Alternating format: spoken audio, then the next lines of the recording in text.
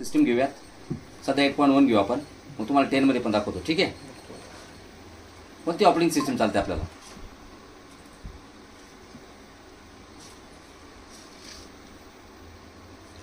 Eight 10 चालते, 10 8 चालते, 10 10 चालते. कोणत्या याच्यामध्ये 11 10 10 चालते, कोणत्या ओएसमध्ये कनेक्टिव्हिटी करू शकतो? सध्या तुम्हाला विंडोज 8.1 चे 2 मशीन दाखवतो.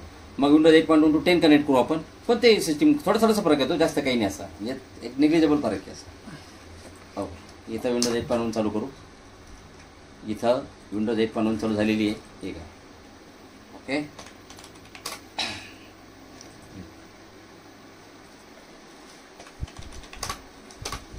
दोन्ही सिस्टीमला ॲडमिनिस्ट्रेटर अकाउंट ॲक्टिवेट करा, कारण की इथं ॲडमिनिस्ट्रेटर अकाउंट नाही बाय डिफॉल्ट दोन्ही सिस्टीमवरती. हे बघा इथे चालू होते. अजून या सिस्टीमवरती ॲडमिनिस्ट्रेटर अकाउंट नाही. मग इथं आपण ॲडमिनिस्ट्रेटर अकाउंट आपल्याला इनेबल करावं लागेल, ॲक्टिवेट करा. तू दिसतंय का? याच्यामुळे दिसत नाही का? तुम्ही सर थोडा आज सर आज फिर तुझा हां सर का याच्यामुळे दिसत नाही का? आता दिसतंय का? ठीक आहे. चला तर बघा, सगळ्यात पहिले तर आपल्याकडे हे सिस्टीम आहे. मी सगळ्यात पहिले काम करतोय, मॅनेजमध्ये जातोय. माय कम्प्युटरवरती राईट क्लिक करतोय, मॅनेज म्हणजे कम्प्युटर मॅनेजमेंट. तर कम्प्युटर मॅनेजमेंटमध्ये जाऊन मी काय करणार आहे, हे जे इथं administrator user by default disable असतो. प्रत्येक विंडोज 8 घ्या, 10 घ्या, 11 घ्या, प्रत्येक सिस्टीममध्ये administrator account by default disable असतो, बिल्ट इन ॲडमिनिस्ट्रेटर. हे बघा इथं लोकल युजर्स अँड ग्रुप्स आहे, आणि लोकल युजर्स अँड ग्रुप्समध्ये या ठिकाणी युजर सेक्शन आहे. हे बघा हा पण ॲडमिनिस्ट्रेटरच आहे, हा सुद्धा ॲडमिनिस्ट्रेटर आहे. कारण की बघा हे दोघं ॲडमिनिस्ट्रेटर्स ग्रुपचे मेंबर आहे. बघा इथं खाली ग्रुप्समध्ये जर आले ना तर ॲडमिनिस्ट्रेटर्स नावाचा ग्रुप आहे. इथं तुम्ही डबल क्लिक केला ना ते बघा कॅप पण ॲडमिनिस्ट्रेटर आहे आणि ॲडमिनिस्ट्रेटर पण ॲडमिनिस्ट्रेटर. पण जे पण युजर ह्या ग्रुपचे मेंबर असतात ॲडमिनिस्ट्रेटर्स, तर ते ह्या सिस्टीमचे ॲडमिनिस्ट्रेटर असतात. तर कन्सेप्ट असं आहे आता की आपल्याला काय करायचं आहे, बिल्ट इन ॲडमिनिस्ट्रेटर वापरायचं आहे. हा इथून पुढं मग हा बिल्ट इन ॲडमिनिस्ट्रेटरला काय करा, हा जो ब्लॅक कलरचा तुम्हाला डाऊन ॲरो की दिसतो की याच्यावरती, बघा याला पण डाऊन ॲरो की आहे, याला पण डाऊन, गेस्टला पण डाऊन ॲरो की, म्हणजे दोन्ही युजर जे सध्या इथं डिसेबल आहे, हे युजर इनेबल नाही. मग यांना काय करायचं, या ॲडमिनिस्ट्रेटर युजर जे याला राईट क्लिक करून याच्या प्रॉपर्टीजमध्ये जायचं आणि हे युजर अकाउंट जे याला आपल्याला इनेबल करायचं. इनेबल कसं करणार, हे बघा अकाउंट इज डिसेबल्ड. मग हा ऑप्शन इथं काढून टाका. जर हा ऑप्शन काढला तर हे अकाउंट इनेबलच होणार आहे. हे बघा आता झालं इनेबल, त्याचं ते ऑप्शन निघून गेला तर डाऊन ॲरो जो ब्लॅक कलरचा. आता काय करायला, एक पासवर्ड द्या, कारण की सिस्टीममध्ये कोणताही युजर अकाउंट हा बिना पासवर्डचा राहत नाही. तुला समोर दिसत नाही का? तिथं पाय नाही, तिथं पाय, तुला दिसत, तिला नाही दिसणार पण तुला दिसेल. ठीक आहे. ओके. तर युजर्स, मग इथे एक काम करा, या ॲडमिनिस्ट्रेटर युजरला राईट क्लिक करून याचा पासवर्ड सेट करा, सेट पासवर्ड. ओके. मग सेट पासवर्डवर क्लिक केलं. प्रॅक्टिस फुल आहे का? हो. ओके. प्रोसीड. आणि मग ह्या ठिकाणी याला आता पासवर्ड देऊ आपण. मी एक पासवर्ड देतो त्याला सध्या, आणि त्याचा पासवर्ड आहे, समजा मी याला पासवर्ड देतो MCSA. काय पासवर्ड दिला मी त्याला? MCSA. आपण जनरली MCSE देतो, पण दोन्ही ठिकाणी सारखा पासवर्ड आपल्याला ठेवायचा नाही. याचा पासवर्ड चेंज केला, आपण MCSA दिला. आणि हे बघा इथे एक सिस्टीम चालू झालेलं आहे विंडोज 8.1. हे बघा हे पण विंडोज 8.1 आहे, पण सध्या हे डोमेनचा मेंबर आहे, त्यामुळे आपण याला डोमेनमधून काढणार आहे. ठीक आहे.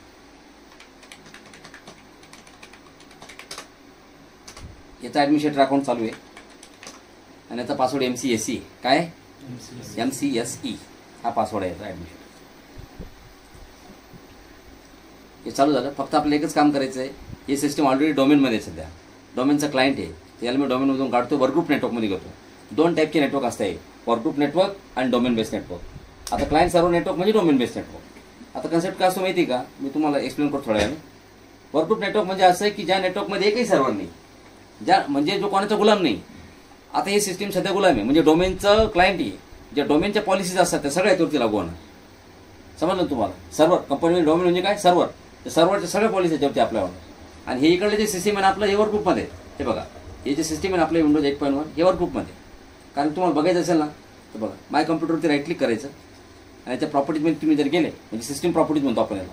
सिस्टीम प्रॉपर्टीजमध्ये गेल्यानंतर तुम्हाला इथं स्पष्ट दिसतंय, this computer is part of the workgroup. हे कम्प्युटर बघा चेंज सेटिंगमध्ये जर गेले तुम्ही, चेंज सेटिंगमध्ये गेल्यानंतर बघा इथं चेंज, बघा हे कम्प्युटर सध्या कोणत्या वर्कग्रुपचं मेंबर आहे, डोमेनमध्ये आहे का? पण इकडलं कम्प्युटर बघा हे डोमेनचं मेंबर आहे, admin.com नावाचा डोमेन आहे, त्या डोमेनचं मेंबर आहे. बघा चेंज सेटिंग, चेंज बघा this computer is a member of admin dot com. म्हणजे हे सध्या सर्व्हरमध्ये आलंय. सर्व्हरचे सगळे कंट्रोल याच्यावरती आता असं आहे.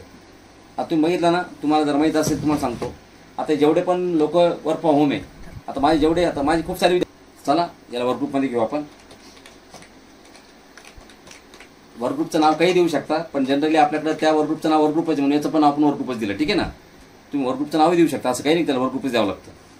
ठीक आहे ना, वर्कग्रुप ओके. आता ते पासवर्ड विचारेल. आता तुमचा डोमेन चालूच नाही.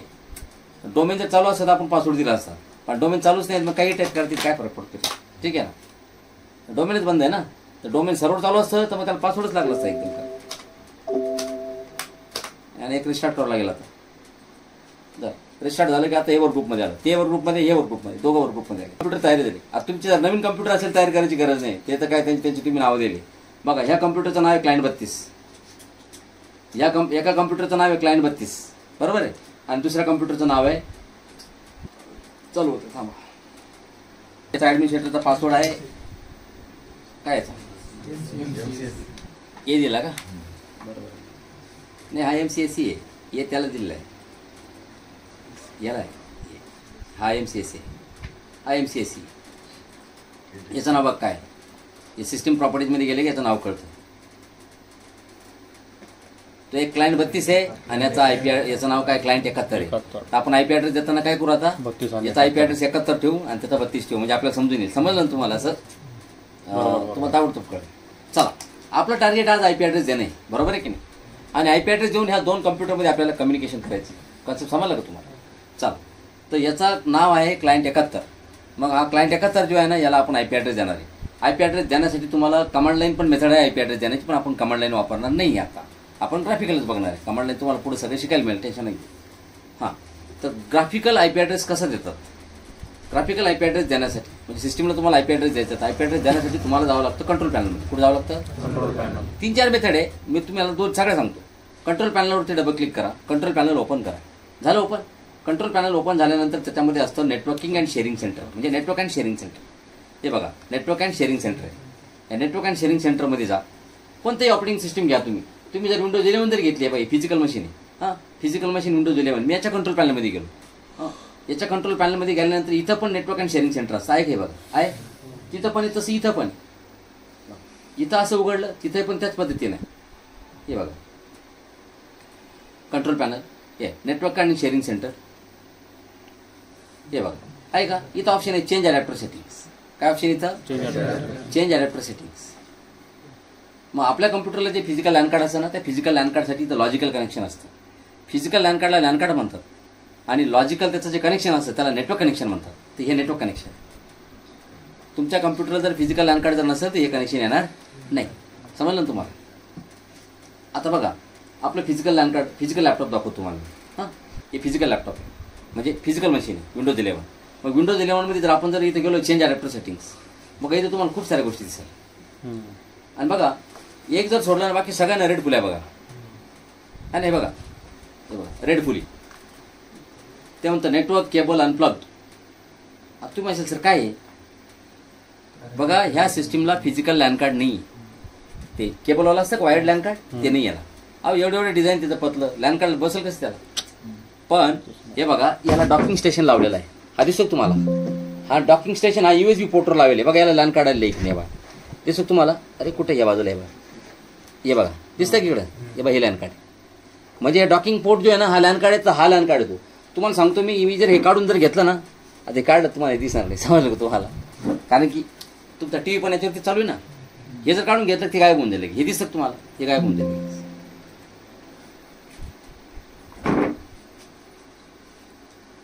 इथं तुम्हाला सांगतो हे का लागलेलं आहे असं, म्हणजे केबल डिस्कनेक्ट का दाखवत आहे, कारण की याचं कुठं कनेक्शनच बनलेलं नाही. तुम्ही सांगा तिथून केबल काढून तुम्ही स्विचला लावले का, नाही. मग ते स्विचला कनेक्ट नाही, नेटवर्कमध्ये कशाला कनेक्टच नाही ते. म्हणजे नेटवर्कमध्ये कशाला कनेक्ट नाही ते तुम्हाला दाखवलं कशाला तिथं. समजलं का, त्यामुळे तुम्हाला ते दाखवतच नाही. चला सेकंड थिंग, सगळ्यात महत्त्वाची गोष्ट अजून, हे वायफाय बघा. आता वायफाय जे आहे ना, वायफाय पण डिस्कनेक्ट आहे. कशामुळं, कारण की ते कोणत्या वायफाय राउटरला कनेक्टच नाही. तुम्ही एक काम करा, तुम्ही बघितलं पण सांगायची गरज नाही, मोबाईलचा हॉटस्पॉट ऑन करा. हां बघा मोबाईलचा हॉटस्पॉट ऑन केला का लगेच त्याला कनेक्ट झालो का आपण, हे बघा त्याला कनेक्ट करतो मग बघा इथं बघा इथं कनेक्शन आहे त्याचं बघा इथं कनेक्शन आहे. इथं जसं मी त्याला बघा प्रकाश आयफोन आहे का, इथं जसं मी आयफोनला कनेक्ट केलं बघा ते लगेच ॲक्टिव्ह होऊन जाईल. बघा कनेक्ट झालं का ॲक्टिव्ह, गेलं त्याची रेड फुल निघून, म्हणजे ते आता कनेक्ट झालं. समजलं ना तुम्हाला, असा कन्सेप्ट आहे. तर त्यामुळं आता मी त्याला पुन्हा डिस्कनेक्ट करतोय, कारण की मला सध्या तुम्हाला वायफायच्या थ्रू सुद्धा काही दाखवायचं नाही, बरोबर आहे. हां, तर आता आपल्याला IP ॲड्रेस द्यायचा आहे, पण फिजिकल नाही, आपण व्हर्च्युअल मशीन बघतो, बरोबर आहे की नाही. फिजिकल मशीन आपण उद्या बघू. तुमच्या लॅपटॉप आणा, तुम्ही जेवढे लॅपटॉप असेल सगळे कनेक्ट करून दाखवतो तुम्हाला, समजलं ना. ओके हां, तर सध्या व्हर्च्युअल मशीनमध्ये बघून घेऊ. आज हे 2 सिस्टीम आपल्याकडे, या 2 सिस्टीममध्ये आपल्याला कनेक्टिव्हिटी करायची. त्यामुळं आपण काय करणार, हे जे सिस्टीम आहे आपल्याकडं याला IP ॲड्रेस देणार. IP ॲड्रेस देण्यासाठी काय करायचं, हे नेटवर्क कनेक्शन आहे, याच्या प्रॉपर्टीजमध्ये तुम्हाला जायचं, बरोबर आहे. या नेटवर्क कनेक्शनच्या प्रॉपर्टीजमध्ये जा आणि ध्यानात ठेवा, तुम्हाला जेवढे पण हे शिल्डवाले टाच दिसतात, शिल्ड म्हणजे ढाल दिसतात तुम्हाला, ढाल आहे, ढाल आहे ना, ढाल असतात ते पहिले युद्ध खेळायचे, ठीक आहे. शिल्ड आहे, याला काय म्हणतात, शिल्ड. तर हे जे शिल्ड आहे याला ॲडमिनिस्ट्रेटिव्ह टास्क काय म्हणतात, म्हणजे हे टास्क जर तुम्हाला रन करायचे असेल तर तुम्ही ॲडमिनिस्ट्रेटर्स ग्रुपचे मेंबर पाहिजे, तुम्ही ॲडमिनिस्ट्रेटर पाहिजे. तुम्ही जर ॲडमिनिस्ट्रेटर जर नसेल तर ह्या टास्क तुम्ही रन करू शकत नाही, ठीक आहे. तर प्रॉपर्टीजमध्ये जायच्या, प्रॉपर्टीजमध्ये गेल्यानंतर बघा तुम्हाला इथे खूप सारे ऑप्शन दिसतील. हे सगळे ऑप्शन तुम्हाला समजून सांगितलं जाणार आहे, पण त्याची सर्टन एक वेळ आहे. ट्रबल शूटिंगमध्ये तुम्हाला एक क्लायंट फॉर मायक्रोसॉफ्ट नेटवर्क्स काय आहे, file and printer sharing for Microsoft networks काय आहे, हे सगळ्या गोष्टी तुम्हाला शिकायला मिळतील. सध्या आपल्याला याच्याशी काही घेणार नाही, म्हणजे आपलं त्याच्यातून काही अडलेलं नाही, ठीक आहे. ओके, आपल्याला काय करायचं आहे, इथं बघा TCP/IP व्हर्जन 4 आहे का, बघा इंटरनेट प्रोटोकॉल व्हर्जन 4, म्हणजे ब्रॅकेटमध्ये TCP/IP व्हर्जन 4 लिहिले, पण समोर काय लिहिले IPv4. इथे बघा IPv4, बरोबर आहे की नाही. तुम्हाला N+ मध्ये तुम्हाला मी जे हा चॅप्टर शिकवलाय कोणता, OSI मॉडेल, त्याच्यामध्ये तुम्हाला मी सांगितलंय TCP कॅनॉट बी ॲड्रेस्ड. ॲड्रेस फक्त कोणाला दिला जातो, IP ला. TCP ला ॲड्रेस दिला जात नाही. तर हा IP आहे, तर IP ला ॲड्रेस द्यायचा आपल्याला. वरती IP व्हर्जन 6 आहे आणि खाली IP व्हर्जन 4 आहे. बघा 6 ला IP ॲड्रेस सध्या द्यायची नाही, तुम्हाला 6 बद्दल काही माहितीच नाही. TCP/IP व्हर्जन 4 शिकले ना तुम्ही आता, मग 4 TCP/IP व्हर्जन 4चा आपल्याला ॲड्रेस द्यायचा आहे, 6चा नाही द्यायचा. जे शिकले नाही त्याने डोक्याला ताण न घेऊ, समजलं ना तुम्हाला. त्यांना आपण ते पुन्हा रिपीट शिकवणार आहे, ठीक आहे. हां, त्याच्यानंतर प्रॉपर्टीजमध्ये जा, बघा याला IP ॲड्रेस आहे ऑलरेडी, तर आपण हा IP ॲड्रेस काढून टाकू. स्वतः लक्ष द्या, मी याला काय म्हणतो, obtain and IP address automatically. ज्या वेळेस तुम्ही तुमचं कम्प्युटर पहिल्यांदा इन्स्टॉल करता, ही ऑपरेटिंग सिस्टीम ज्यावेळेस पहिल्यांदा इन्स्टॉल झाली ना, याच्यावरती अशी सेटिंग असते. कशी, अशी सेटिंग असते. आणि बघा ती सेटिंग मी याच्यामध्ये करून ठेवलेली आहे. आता आज धरून चाला की मी या सिस्टीममध्ये काहीच केलेलं नाही आहे, हे सिस्टीम बाय डिफॉल्ट जसं आहे तसंच आहे. म्हणजे जसं आता आपण धरून चालले, तर मी आता जस्ट विंडोज ऑपरेटिंग सिस्टीम टाकली याच्यामध्ये, मी अजून IP ॲड्रेस दिलेला नाही. आता असं करून टाकलं मी सिस्टीम. बघा तुम्ही याला IP ॲड्रेस दिलेला नाही, करेक्ट. आता ते अडकलं काय तुम्हाला समजलं का, कारण की ते आपण सेटिंग काय केली, हे बघा बघून घ्या एकदा. प्रॉपर्टीजमध्ये जा, आपण त्याला सेटिंग काय केली, प्रॉपर्टीजमध्ये का, इथं सेटिंग केली आपण ऑब्टेन अँड IP ॲड्रेस. याचा अर्थ काय होतो, just go and get the IP address from the DHCP server. कोणाकडनं IP ॲड्रेस घे म्हणतो आपण त्याला, तुम्ही सांगा आहे का आपल्याकडे DHCP सर्व्हर? नाही ना, कोणते सर्व्हर चालू केलेलं नाही अजून, तर DHCP सर्व्हर नाही ना आपल्याकडं. मग बघा हे सिस्टीम आता DHCP सर्व्हरला त्या थोड्या वेळपूर्वी त्याच्यामुळे अडकलं होते. त्यांना 3 वेळेस DHCP सर्व्हरला कॉन्टॅक्ट केला, पण DHCP सर्व्हर त्याला सापडला नाही. मग त्यावेळेस DHCP सर्व्हर त्याला सापडला नाही, तर मग काय झालं, आता काय केलं त्यानं आता APIPA घेतला. कोणता IP ॲड्रेस घेतला, तुम्हाला दिसतो की APIPA? अहो तुम्ही सांगा, इथं जे दिसतं ते मॅन्युअल असतं, APIPA इथं थोडी दिसणार तुम्हाला. APIPA कसं बघायचं तुम्हाला सांगतो. बघा तुम्ही ॲडव्हान्समध्ये जर गेला नाही तर बघा काय DHCP म्हणजे obtain and IP address automatic, म्हणजे DHCP इनेबल्ड. IP ॲड्रेस कोण देणार तुम्हाला, DHCP सर्व्हर. आणि बघा याच्या आता इथं DHCP सर्व्हर नाहीये. ओके, मग जर DHCP सर्व्हर जर नाहीये, यांना काय कोणता IP ॲड्रेस घेतला आता, APIPA ॲड्रेस जर बघायचा असेल तर काय करायचं, त्याच्या प्रॉपर्टीजमध्ये जायचं. आता इथं डबल क्लिक करायचं, म्हणजे स्टेटसमध्ये जायचं. कुठे जायचं आपल्याला, हे बघा डबल क्लिक केलं का स्टेटसमध्ये जातं. गेलं, मग स्टेटसमध्ये गेल्यानंतर तुम्हाला इथं डिटेल्समध्ये जायचं. आणि बघा त्यांना डिटेल्समध्ये तुम्हाला IP कॉन्फिगरेशन सांगितलं. कोणता IP ॲड्रेस घेतला बघा वर तुम्ही, पहिले 2 ऑक्टेट बरोबर आहे ना, 169.254 नंतर 41.75 आहे की नाही. म्हणजे यांना IP ॲड्रेस घेतला APIPA, हे IP व्हर्जन 6चे IP ॲड्रेस सोडून द्या, हे काही कामाचे नाही आपल्याला फक्त 4 पाहायचं. घेतला ना आपिपा बरोबर, जसं काल आपण थेरॉटिकल शिकलो तसं प्रॅक्टिकल बरोबर आहे की नाही. चला आता यानं आपिपा घेतला, काय ध्यानात ठेवलं तुम्ही आयपी ॲड्रेस तो ध्यानात ठेवा, लिहून घ्या लागल्यास 169.254.41.75. बघा क्लास बीचा सबनेट मास्क बरं खाईल 255.255.0.0. सबनेट मास्क कोणता आहे बरोबर, क्लास बीचा आहे. आणि क्लास बी म्हणजे तुम्हाला माहिती आहे नेटवर्क होस्ट झालं. चला हा आयपी ॲड्रेस त्यानं घेतला. आता काय करायचं दुसऱ्या सिस्टीमवर चला, ही आता बाजूची सिस्टीम आहे ना त्याच्यावर चला. चला आले याच्यावर. आता ह्या सिस्टीमचं नाव आहे क्लायंट 32. मग याच्यावरती आता आपल्याला आयपी ॲड्रेस द्यायचा आहे. मग तुम्हाला सांगा आयपी ॲड्रेस देण्यासाठी आपण कंट्रोल पॅनलमध्ये जातो. कंट्रोल पॅनलमध्ये गेल्यानंतर नेटवर्क अँड शेअरिंग सेंटरमध्ये गेल्यानंतर change adapter settings. Change adapter सेटिंगमध्ये गेल्यानंतर हे तुमचं नेटवर्क कनेक्शन. मग याच्या प्रॉपर्टीजमध्ये आपण जातो. याच्या प्रॉपर्टीजमध्ये गेल्यानंतर मग आपण इथे येतो आयपी व्हर्जन 4. मग याच्या प्रॉपर्टीजमध्ये जातो. बघ याला तर आयपी ॲड्रेस नाहीच आहे, म्हणजे याला तर ऑप्टेन ॲड्रेस ऑटोमॅटिकलीच बाय डिफॉल्ट. हां म्हणजे हे नवं सिस्टीम इन्स्टॉल आहे, याच्यावरती आपण अजून काहीच केलेलं नाही. चला इथून तुम्ही जाऊ शकता. पण आता काही काही शॉर्टकट पाहिजे असतं. कधी कधी कंट्रोल पॅनलमध्ये कोण जाणार. मग बघा इथे खाली नेटवर्क कनेक्शनचा आयकॉन दिसतं तुम्हाला इथं. बघा खाली टास्कबारला दिसतं किती बाजूला. इथंच राईट क्लिक करायचं डायरेक्ट. इथं राईट क्लिक करायचं आणि याला म्हणायचं open network and sharing centre. इथून ओपन होते ते पण आहे की नाही, राईट साईडून ओपन होतं. ओके आले. आणि चेंज अडॅप्टर सेटिंग बघा त्याला आयपी ॲड्रेस नाही आपण दिलेलं नाही, म्हणजे यांना कोणाकडनं घेतला असेल आपिपा. डबल क्लिक करायला बघा हे बघा यानं कोणता आयपी ॲड्रेस घेतला बघा 169 आणि 254 हे आकडा सारखा आहे. क्लास बी म्हणल्यानंतर network ID must be same आणि host ID should be different. आता बघा 169 254 15.115 त्याचा काय होता 4175 राईट. चाल आता हे दोन कम्प्युटर जे बघा आपण कम्प्युटरला दोघांना आयपी ॲड्रेस दिला नाही तरी पण हे दोघं जण एकमेकाशी कम्युनिकेशन करतील का, because both the computers network ID are same and host IDs are different. बघा आता तुम्ही म्हणणार सर हे दोघं जण एकमेकांना कम्युनिकेशन करताय कसं कळणार. मग सगळ्यात पहिले कम्युनिकेशन टेस्ट करण्यासाठी एक कमांड असते आणि कम्युनिकेशन टेस्ट करण्यासाठी जी कमांड असते ती कमांड असते पिंग कमांड. CMD म्हणजे दोन पद्धती तुम्हाला CMD मध्ये जाण्याच्या. पिंग स्टार्ट CMD टाईप करा आणि बघा राईट क्लिक करून रन ॲज ॲडमिनिस्ट्रेटर. ही पण एक कमांड प्रॉम्प्ट आहे, ही ॲडमिनिस्ट्रेटिव्ह लेवलची कमांड प्रॉम्प्ट आहे. आले CMD. मी थोडंसं कमांड प्रॉम्प्ट मोठं करतो म्हणजे स्क्रीन, कारण की तुम्हाला दिसलं पाहिजे दुरून पण. लुसिडा कन्सोल फॉन्ट घेतो आणि फॉन्ट लुसिडा कन्सोल घेऊन त्याची फॉन्ट साईज 24 करतो मी. बघा आता मोठं दिसतंय ना, दिसतंय सगळ्यांना. थोडंसं जास्त पलीकडे चाललं त्यामुळे थोडंसं इकडे ओढून घेतो बरोबर आहे. आणि ह्या ठिकाणी बघा मी कमांड देतो पिंग पॅकेट इंटरनेट ग्रोपर. ह्या कमांडचं नाव असेल. हे काय करतं ping command is use to test connectivity with the remote system. Remote system बरोबर कनेक्टिव्हिटी टेस्ट करण्यासाठी तुम्हाला पिंग कमांड वापरतात. बघा या कमांडचं फंक्शन तुम्ही नाही लिहिले तर चालेल. ही कमांड तुम्हाला खोटे सांगत बाकी तुमचं काही परफेक्ट बनवू कोणी बनवू. IP कॉन्फिग आणि पिंग कमांड म्हणजे तुम्हाला कोणी रात्री जर 2 असेल झोपेतून जर उठवलं तर तुम्हाला ही कमांड आहे ना म्हणजे डोळे न उघडते कमांड देता येईल. समजलं ना तुम्हाला. म्हणजे नेटवर्किंगमध्ये जर तुम्ही काम करताय ज्याला पिंग माहीत नाही म्हणजे त्याला काहीच माहीत नाही. समजलं का तुम्हाला. असं पिंग म्हणजे कनेक्टिव्हिटी टेस्ट करणं.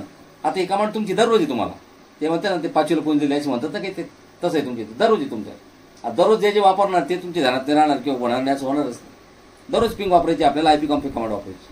पिंग कमांड आणि समोरच्या कम्प्युटरचा IP ॲड्रेस सांगा. आता हे आपिपा आहे आपले बरोबर आहे की नाही. समोरच्या कम्प्युटरचा काय IP ॲड्रेस आहे 169.254 हे सारखे डॉट 41 ना 41.75 बरोबर. बघा तुम्हाला जर 4 वेळेचे रिप्लाय जर आले समजायचं समोरचं कम्प्युटर तुमच्या कनेक्टिव्हिटीमध्ये आहे. आले शेवटी TTL आलं पाहिजे. कधी कधी रिप्लाय समोर दिसतं पण पुढे TTL नाही डेस्टिनेशन होस्ट अनरिचेबल येतं म्हणजे याचा तर कनेक्टिव्हिटी नाही. बघा TTL 128 रिप्लाय फ्रॉम 169 254 4175 आणि काय म्हणते ते total packet send 4 receive 4 loss 0 काहीच लॉस झाले नाही. तू म्हणशाल येतं असंच काहीतरी दाखवत असं. एक काम करा बरं 75च्या जागेवर फक्त 76 करा बरं तुम्ही. आवाज ते नाहीच आहे ना. आता जे नाही त्याच्याबरोबर कसं बघायला अडकले त्याला ते बघा असं आलं डेस्टिनेशन होस्ट अनरिचेबल म्हणजे समोरचं तुमच्या रिचेबल मध्ये नाही. ते होस्ट काय आहे अनरिचेबल नाहीच आहे ना असं काही हो. कसं काय दाखवणार तुम्हाला? हा स्वतःच आयपी ऍड्रेस दिला. हा त्याने दाखवताना स्वतःच आयपी ऍड्रेस दाखवलाय. हे थांबे एक आहे तुम्हाला सांगतेच दाखवतो ते काय स्वतःच आयपी दाखवतोय, समोरच्याच आयपी थोडी दाखवते. चला हे झालं, तुम्ही कनेक्टिव्हिटी टेस्ट केली, तो तुमच्या कनेक्टिव्हिटीमध्ये आहे, मग इथून ते टेस्ट झालं. तिकडून इकडे टेस्ट करा बरं. आता याचा काय आयपी ऍड्रेस लिहिला का? लिहिले 15 आहे ना. चला इथं पण कमांड प्रॉम्प्ट मध्ये जा आणि इथं पिंग कमांड द्या. 169.254.254.15 असंच का? कधी कधी काय असं माहिती का, ध्यानात ठेवा, कधी कधी 4 रिप्लाय देतं पण कनेक्टिव्हिटी व्यवस्थित नाही राहत, मध्ये मध्ये डिस्कनेक्ट होत राहतं, म्हणजे लूज कनेक्शन वगैरे काहीतरी असतं. असेच काय करायचं, पुढे डॅश टी लावायचं. डॅश टी म्हणजे काय, तुम्ही जोपर्यंत त्याला थांबवणार नाही तोपर्यंत ते कनेक्टिव्हिटी टेस्ट करत राहील. बघा आता बघा, OMG म्हणजे याचा अर्थ असा झाला की तुम्ही तिकून याला पिंग केलं, हो इकून तिकडे पिंग नाही होईना, असं नाही व्हायला पाहिजे, बरोबर. पण असं झालं याचा अर्थ होतो फायरवॉल. काय अर्थ होतो? समोरच्या कम्प्युटरमध्ये विंडोज फायरवॉल इनबिल्ट, तो बिल्ट इन मोडमध्ये चालू आहे, पण तो फायरवॉल चालू असल्यामुळे काय झालं, याच्यावरती फायरवॉल ऑफ आहे म्हणून तिकून इकडे पिंग झालं, पण त्याच्यावरती फायरवॉल काय ऑन आहे. आणि त्यामुळे तो फायरवॉल म्हणजे काय असतो, सिक्युरिटी असते, होस्ट फायरवॉल. तो फायरवॉल तुम्हाला ना पिंग नाही करू देतो, पळ तिकडे, मी तुम्हाला रिप्लाय देणार नाही. आता एक काम करू, तिकडला फायरवॉल ऑफ करून टाकू. सध्या ऑफच करायचा, घाबरू नका. मायक्रोसॉफ्टच्या पहिल्या मॉड्यूलमध्ये शिकायला गेले तुम्ही तर तिकडे फायरवॉल कॉन्फिगर कसं करतं हे शिकवायला देईल तुम्हाला, ऑफ नाही करायचं. पण आता तुम्हाला काहीच माहित नाही फायरवॉल बद्दल, आता काय करायचं, तो ऑफ करायचा. हे बघा, आता त्या सिस्टीमवर जा, त्या मशीनचं नाव काय, आता कम्प्युटरचं नाव काय हे बघण्यासाठी होस्टेम कमांड असेल, ध्यानात ठेवा. होस्टेम कमांडनं तुम्हाला कमांड लाईनवरती तुम्ही त्याचं नाव सुद्धा बघू शकता, क्लायंटवरतीच नाही, बरोबर आहे. होस्टेम कमांड दिली, त्यांना तुम्हाला त्याचं नाव दाखवलं. आणि तुम्हाला या कम्प्युटरचा आयपी ऍड्रेस बघायचा असेल ना, तिच्या सेट सुद्धा कमांड आहे. आता आपण तिकडे ग्राफिकल जाऊन बघितलं आयपी ऍड्रेस, तो न बघता डायरेक्ट इथे कमांड द्या, आयपी कॉन्फिग. ध्यानात ठेवा, आयपी कॉन्फिग कमांडनं तुम्हाला तुमच्या सिस्टीमचा, स्वतःच्या सिस्टीमचा आयपी ऍड्रेस काय तो बघायला मिळतो. बघा ते म्हणतो तुमच्या सिस्टीमचा आयपी ऍड्रेस आहे 169.254.15.115. हाच आहे का? बरोबर आहे. कमांड लाईन पण आयपी तुम्हाला बघायला मिळतो, आयपी कॉन्फिग कमांड शॉर्टकट मध्ये लिहून घ्यायचं असं. IP config command is use to see the local machines IP address, local systems IP address. तुम्हाला लोकल सिस्टीमचा आयपी ऍड्रेस बघायचा असेल तर कोणती कमांड आहे, आयपी कॉन्फिग. चला तर काय झालं, आता हे आपण बघितलं. काय करायचं आपल्याला, फायरवॉल ऑन. तर फायरवॉल कसं ऑफ करतात बघा. फायरवॉल ऑफ करण्यासाठी कमांड लाईन पण असते, पण सध्या कमांड लाईनला जायचंच नाही आपल्याला. आपण जाणार कंट्रोल पॅनलमध्ये. कुठे जाणार, तर कंट्रोल पॅनलमध्ये जा. कंट्रोल पॅनलमध्ये गेल्यानंतर बघा इथे विंडोज फायरवॉल असतो, दिसतो तुम्हाला. इथं विंडोज फायरवॉल आहे आणि विंडोज 10 आणि विंडोज 11 मध्ये याचं नाव असतं विंडोज डिफेंडर फायरवॉल. हे बघा, आता विंडोज 11 मध्ये तुम्ही जर गेले ना, तर विंडोज 11 मध्ये विंडोज डिफेंडर फायरवॉल असतो. हे बघा कंट्रोल पॅनल आणि बघा इथे विंडोज डिफेंडर फायरवॉल दिसतो तुम्हाला. इथे विंडोज डिफेंडर फायरवॉल आहे, पण फायरवॉल आहे. ज्याने विंडोज 8 मध्ये विंडोज फायरवॉल बघितलं झाली, झाल्यानंतर कळणार नाही का फायरवॉल म्हणून, बरोबर आहे का? हे बघा विंडोज डिफेंडर, विंडोज फायरवॉल. तर विंडोज फायरवॉलमध्ये जाण्याची अजून एक पद्धत आहे. तुम्ही काय करा, तिथं क्लिक करा किंवा सरळ स्टार्ट मेनूवर क्लिक करायचं, इथं डायरेक्ट टाईप करायचं फायरवॉल. बघा ते समोर दाखवतो. तुम्ही जे टाईप करणार ते सर्च करून दाखवणार तुम्हाला. फायरवॉल टाईप केलं झालं बघा, विंडोज फायरवॉल आलं की नाही, तिथं क्लिक करा, झालं ओपन. बघा हा फायरवॉल जो आहे सध्या गेस्ट प्रायव्हेट नेटवर्क जो मोड आहे तो ऑन आहे, कनेक्टेड आहे, आणि इथं फायरवॉल ऑन आहे. याला काय म्हणायचं, turn Windows firewall on or off. एक ऑप्शन इथं turn Windows firewall on or, इथे क्लिक करा. And now turn off, wait, turn it off again on both the profiles. दोन्ही प्रोफाईलला त्याला ऑफ करा. ह्या प्रोफाईलला ऑफ करा प्रायव्हेटला आणि पब्लिक प्रोफाईलला ऑफ करा. बघा जसं ऑफ केला तिकडे पिंग पॉंग सुरू झालं, तर पाहतो झालं पिंग सुरू. आले की रिप्लाय. आता बघा इथपर्यंत टाइम आउट होते, इकडे लगेच रिप्लाय सुरू झाल्या. तिकडे फायरवॉल ऑन तर रिप्लाय ऑन, तिकडे रिप्लाय बंद, आणि तिकडे फायरवॉल ऑफ केलं रिप्लाय चालू, म्हणजे कनेक्टिव्हिटी चालू. समजलं. पण बघा हे सिस्टीम जे आता याला कंट्रोल सी दाबून स्टॉप करा. कंट्रोल सी ने ते बंद स्टॉप करतो. पण कन्सेप्ट काय आहे, आपण जो आयपी ऍड्रेस वापरलाय सध्या, आपण जो आयपी ऍड्रेस वापरलेला आहे, हा आयपी ऍड्रेस कोणता आहे, हा आयपी ऍड्रेस नेटवर्क मध्ये वापरत नाहीत. हे मजबुरीवाला आयपी ॲड्रेस. कोणता आयपी ॲड्रेस हा? मजबुरी. म्हणजे तुमच्याकडे असे 7-8 PC आहे आणि तुम्हाला त्याला आयपी ॲड्रेस द्यायचा नाही आणि मग डायरेक्ट ॲक्सेस करा. पण नेटवर्कमध्ये असं नसतं. नेटवर्कमध्ये बाकी सर्व्हिसेस चालतात. त्या सर्व्हिसेसची कम्युनिकेशन करावं लागतं. राउटर असतं. हां, राउटरला आपिपा चालतो का? तुमचं कम्युनिकेशनच होणार नाही नेटवर्कमध्ये आपिपा वापरली.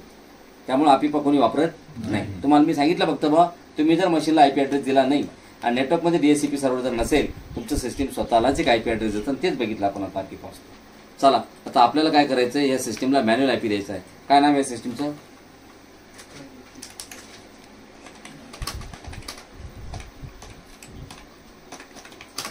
या सिस्टीमचं नाव आहे क्लायंट 71. मग क्लायंट 71ला आयपी ॲड्रेस द्यायचा आहे आपल्याला, बरोबर आहे. तर आयपी ॲड्रेस देण्यासाठी नेटवर्क कनेक्शनमध्ये जा. या नेटवर्क कनेक्शनच्या प्रॉपर्टीजमध्ये जा आणि इथे गेल्यानंतर TCP/IP व्हर्जन 4, राईट, प्रॉपर्टीज. आणि इथे गेल्यानंतर आता आपण म्हणायचं use the following IP address. म्हणजे मी आता आयपी ॲड्रेस मी देणार. याला म्हणतात स्टॅटिक मेथड. कोणता मेथड जातो आता? Static method. मला आयपी ॲड्रेस येतो 192.168.1.71. लक्ष द्या. जसं मी आता कोण सांगतं बरं कोणत्या क्लासचा आयपी ॲड्रेस हा? बघा, N+ जे नवीन मुलं आहेत बाजू, समजा जे नवीन मुलं आहेत ते जस्ट फॉरगेट इट, ते विसरून जा. त्यांच्या लक्षात नाही राहिलं तरी चालते. ठीक आहे ना. तुम्हाला अजून शिकायचं आहे, तुम्ही बेसिक पासून होते, बरोबर आहे. पण जे N+च्या पहिल्या दिवसापासून शिकताय नाही, तर starting from the very first lecture, त्यांनी सगळ्यांनी ध्यानात ठेवा. दररोज याच्यावरती अभ्यास. हे बेसिक पिलर आहे, हे फाउंडेशन आहे. हे जर नाही म्हटलं ना तुमचं, पुढे तुम्हाला मायक्रोसॉफ्ट आणि सिस्को वगैरे सगळं आवड जाईल. हे खूप सोपं आहे. फक्त घरी जाऊन थोडी तयारी करणे. तुम्ही काय करता, घरी जाऊन जर वाचच नाही, घरी जाऊन त्याला रिव्हिजनच केलं नाही, तर काय जमणार बरं तुम्हाला? बरोबर आहे की? थोडं रिव्हिजन करायचं आहे. काही प्रॉब्लेम आला मला विचारा ना तुम्ही, खरं आहे की नाही? पण तुम्ही जर सुरुवातच जर केली नाही, तुम्ही जर त्याच्यामध्ये इंटरेस्ट झाले नाही, तर तुम्ही एकदम ब्लँक राहशाल. खूप सोपं आहे. याच्यापेक्षा सोपं काही नाही जगात. आजकाल तर MPSCची परीक्षा सुद्धा हार्ड झाली. पहिले सोप्या होत्या. खंडीचं खबर सगळे गणपती ते एक्झाम द्यायला, घरचे पैसे खर्च करते, रूम घेऊन राहते, इकडे तिकडे फिरते, बरोबर आहे. आई बापाला पैसे जास्त झाले असतात, बरोबर आहे. 6-7-8 वर्ष तयारी कर. याचा सबनेट मार्क जो असतो बघा, बरोबर याला सबनेट मार्क्स काय येतो?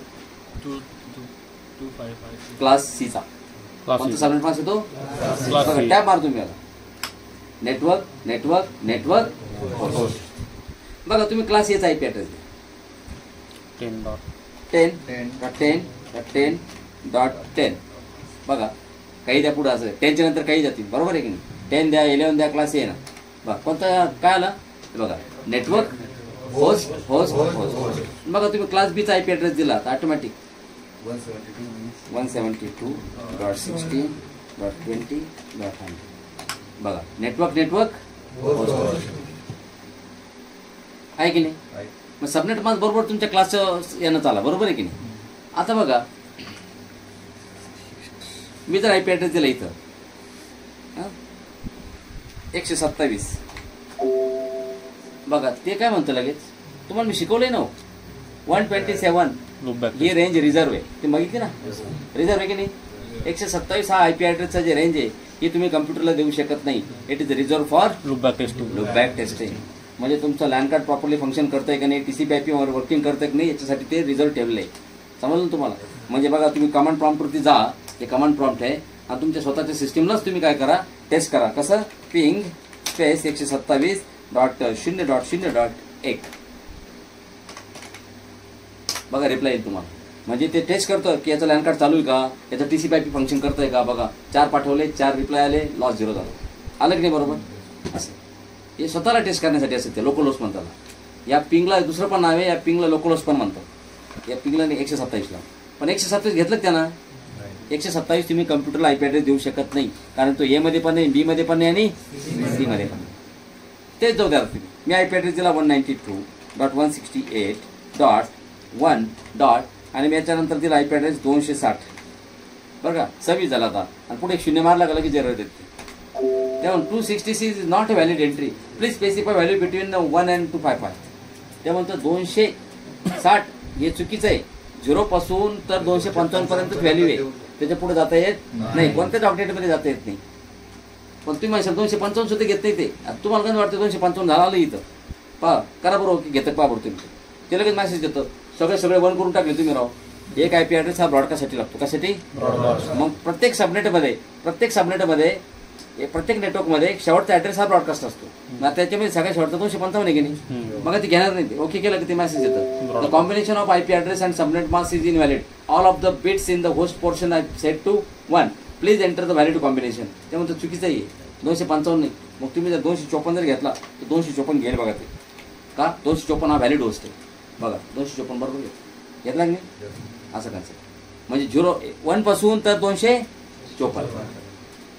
आणि तुम्ही जर म्हणले मला इथे 0 द्यायचा. 0 कसं गेल ते? 0 हा नेटवर्क ID. 0 काय हा? तुम्हाला कम्प्युटरला IP ॲड्रेस द्यायचा. नेटवर्कला देऊन राहिले तुम्ही. होस्टला IP द्यायचा ना तुम्हाला. ते म्हणतात 0 कसं काय करणार तुम्ही? आता नेटवर्क ॲड्रेस झाला बघा इथे राहिला. एवढंच नाही, तुम्ही जर समजा IP ॲड्रेस द्यायला गेले आणि तुम्ही जर म्हणले मला क्लास A, B आणि Cचा नाही द्यायचा, मला क्लास Dचा द्यायचा आहे. खावी का? 224 हा ब्रॉडकास्ट आहे बघा. जसं तुम्ही इथे 4 टाईप केलं लगेच ते म्हणतं 224 is not a valid entry. Please specify value between 1 and 223. त्यामुळे 1 पासून तर 223 पर्यंत क्लास A, क्लास B आणि क्लास C. D आणि इकडे तुम्ही भटकायचंच नाही. तुमच्यासाठी हे नाही. पहिला ऑक्टेट हा तुमचा क्लास ओळखतो बरोबर आहे की नाही. चला जास्त दूर न जाता आपण याला एक IP ॲड्रेस दिला. त्याला IP ॲड्रेस दिला 192.168.1.71. 71 द्यायचं नाही ना आपल्याला. 71 सबनेट मास्क ऑटोमॅटिक आला. ओके पोस्ट नेम 71 आहे बरोबर. याला 71 दिला. ओके आणि इकडे येऊ. याचा फायरवॉल ऑफ आहे. याला पण एक IP ॲड्रेस देऊ. नेटवर्क कनेक्शन मध्ये जा. IP वर्जन 4 आणि याला एक IP ॲड्रेस देऊ. 192.168.1.30. याला 32 द्यायचं आपलं बरोबर आहे की नाही. त्याला काय दिलं आपण? 32. ओके त्याला दिला 71 आणि याला दिला 32. चला आता ह्या 32 आपण 71ला पिंग करू. हा चला कनेक्टिव्हिटी टेस्ट करायची म्हणजे पिंग 192.168.1.32 ना. काय आलं पाहिजे आता? 169 केलं सर. हा रिप्लाय 169 केलं. 169 केलं ना. इकडे 169 केलं. ध्यान दिलं म्हणजे तू याचा अर्थ. मी चूक केली आहे, हटकून केली. चूक अशी केली की 32 वाल्याचा IP ॲड्रेस बरोबर टाकला इथे मी म्हणजे 192.168.1.32. पण 32 नाही रे 71ला पिंग करायचं ना आपल्याला. याचा IP ॲड्रेस काय?